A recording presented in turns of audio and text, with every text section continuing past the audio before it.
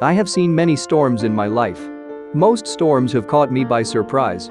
So I had to learn very quickly to look further and understand that I am not capable of controlling the weather, to exercise the art of patience, and to respect the fury of nature. When you are enthusiastic about what you do, you feel this positive energy. It's very simple. When you want something, all the universe conspires in helping you to achieve it. You have to take risks. We will only understand the miracle of life fully when we allow the unexpected to happen. Culture makes people understand each other better. And if they understand each other better in their soul, it is easier to overcome the economic and political barriers.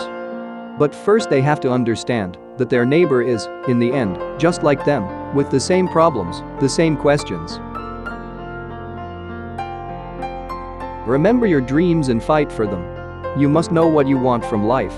There is just one thing that makes your dream become impossible: the fear of failure. The more in harmony with yourself you are, the more joyful you are, and the more faithful you are. Faith is not to disconnect you from reality, it connects you to reality. The more violent the storm, the quicker it passes. Waiting is painful. Forgetting is painful. But not knowing which to do is the worst kind of suffering. Love is a trap. When it appears, we see only its light, not its shadows. Tell your heart that the fear of suffering is worse than the suffering itself. And no heart has ever suffered when it goes in search of its dream. Everything that happens once can never happen again. But everything that happens twice will surely happen a third time.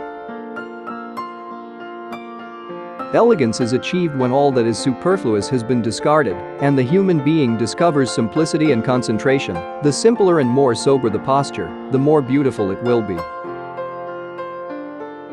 Elegance is usually confused with superficiality, fashion, lack of depth. This is a serious mistake. Human beings need to have elegance in their actions and in their posture, because this word is synonymous with good taste, amiability, equilibrium, and harmony. Every blessing ignored becomes a curse. No one can lie. No one can hide anything when he looks directly into someone's eyes. The wise are wise only because they love. The fool are fools only because they think they can understand love. I'm not saying that love always takes you to heaven. Your life can become a nightmare. But that said, it is worth taking the risk. Writing means sharing. It's part of the human condition to want to share things, thoughts, ideas, opinions. If you start by promising what you don't even have yet, you'll lose your desire to work towards getting it. I write from my soul. This is the reason that critics don't hurt me, because it is me. If it was not me, if I was pretending to be someone else, then this could unbalance my world, but I know who I am. Everybody has a creative potential, and from the moment you can express this creative potential, you can start changing the world. We have to stop and be humble enough to understand that there is something called mystery. When I'm dancing, I'm not thinking about anything. I am here. I am totally there. You know? And the feeling is a sensation of being away from myself. My soul dances with the angels, and my body dances with my wife. People are very reluctant to talk about their private lives, but then you go to the internet, and they're much more open. Love can consign us to hell or to paradise, but it always takes us somewhere. What interests me in life is curiosity, challenges, the good fight with its victories and defeats. Of course, to have money is just great, because you can do what you think is important to you. I always was a rich person because money's not related to happiness. The two worst strategic mistakes to make are acting prematurely and letting an opportunity slip. To avoid this, the warrior treats each situation as if it were unique and never resorts to formulae, recipes or other people's opinions. All women have a perception much more developed than men. So all women somehow, being repressed for so many millennia, they ended up by developing this sixth sense and contemplation and love. And this is something that we have a hard time to accept as part of our society. You're always learning. The problem is, sometimes you stop and think you understand the world. This is not correct. The world is always moving. You never reach the point you can stop making an effort.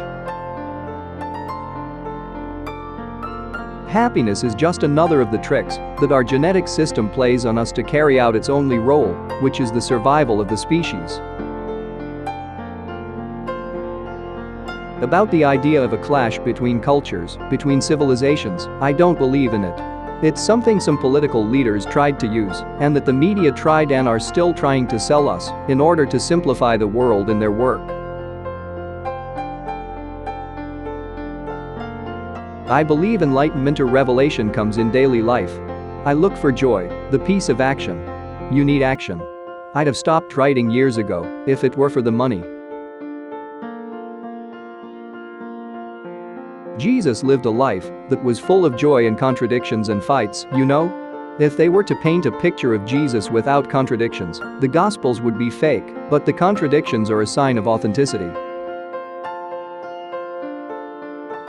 I am not happy, and the quest for happiness as a principal objective is not part of my world. Of course, ever since I can remember, I have done what I felt like doing. The gigantic tension before the shooting of an arrow and the total relaxation seconds later is my way of connecting to the universe. What I can say is that all my characters are searching for their souls because they are my mirrors. I'm someone who is constantly trying to understand my place in the world, and literature is the best way that I found in order to see myself. However happy people say they are, nobody is satisfied. We always have to be with the prettiest woman, buy a bigger house, change cars, desire what we do not have. Everything for me is sacred, beginning with earth, but also going to things made by man. We want to answer this classical question, who am I? So I think that most of our works are for art, or whatever we do, including science or religion, tried to answer that question.